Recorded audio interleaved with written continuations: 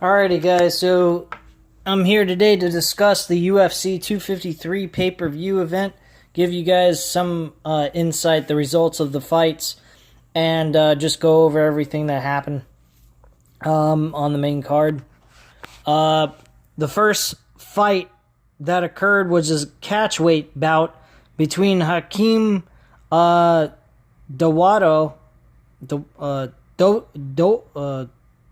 Doda, I believe is how you pronounce the name for Hakeem, for the last name. And then he defeated Sabera Takov.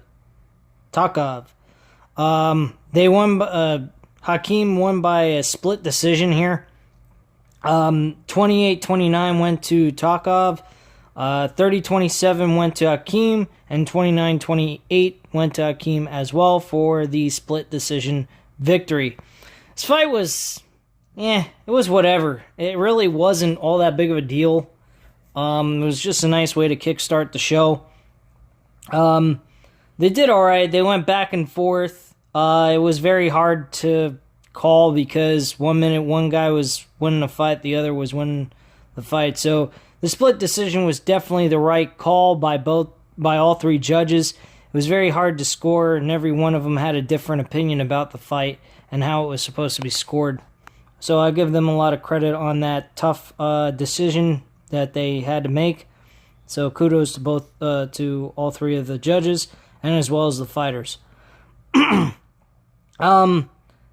Vera faced Shajara Eubanks. She won this fight by unanimous decision, easily with no problem. Only one round did Eubanks actually win the fight. Vera actually wins 2 out of the 3. 29-28 by all judges. And wins by unanimous decision. Brandon Roval faces Kea Kara France. And Roval actually wins this fight by submission guillotine choke. He actually climbed on top of France's shoulders. He was kind of wrapped his legs around his waist, and then he was above his head, and he put his arms around his head, and France tried to go ahead and get Roval off of him. And he tried to smash him into the mat, but unfortunately it didn't break the hold. And this was a flyweight bout, by the way, and the women's fight was a bantamweight bout in the women's division. So yeah, he tried to go ahead and break free of that hold. Unfortunately, the hold was sealed and tight, and he basically passed out. The referee saw that he wasn't responding or moving, so the referee stopped the fight, and he wins by submission. And that was that. Then we had the light heavyweight championship bout to crown the new light heavyweight champion, since John Jones has retired from the light heavyweight division and has moved on to the heavyweight division itself to challenge, I believe, the heavyweight championship. Challenge for the heavyweight championship.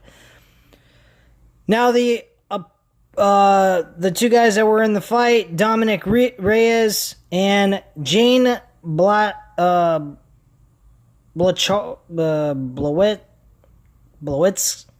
Jane Blowitz. He actually won this fight, and I believe Jane was going to win the fight based on how he moves. He's not a fast fighter. Reyes got him beat in speed, but Jane has power, and when I saw the replays of his fights and stuff, I just had that gut feeling he was going to win, and he was an underdog in the Las Vegas betting odds, which is kind of funny, and I would have bet money on him to win that fight, and he did. He won by a technical knockout in the second round with 4 minutes and 36 seconds within the second round. He wins the fight. Very good fight. Both men were competing very well in this fight. Unfortunately, Jane gets a nice shot on Dominic Reyes over the ear, stuns Reyes, and he ends up hitting him with a few more punches to get the clean-cut victory and wins the light heavyweight title. Adesanya Israel Adesanya faced Paulo Costa in the main event for the middleweight championship belt. He wins this fight in the second round with 3 minutes and 59 seconds into the fight by a technical knockout as well.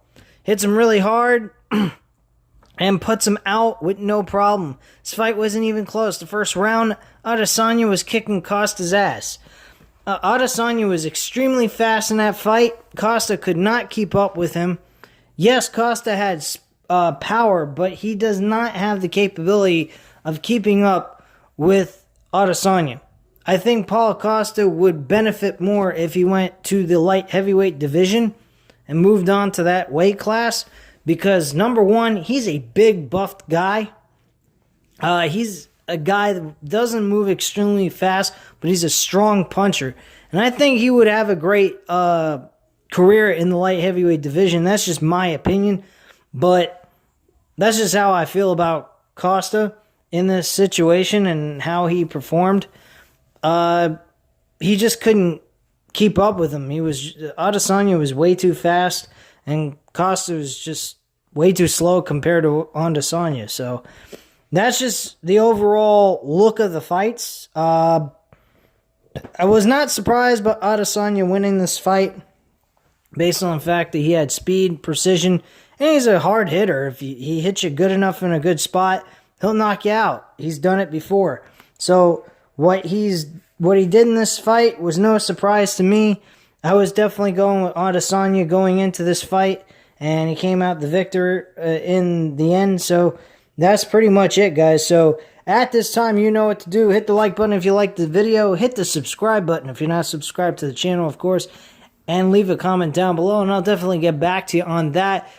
Keep an eye out for the AEW Dynamite episode here today for September 30th, 2020. That will be uploaded later on tonight after the show is over. So keep an eye out for that. And I thank you guys very much for watching, and I hope you have a great night, guys. Bye.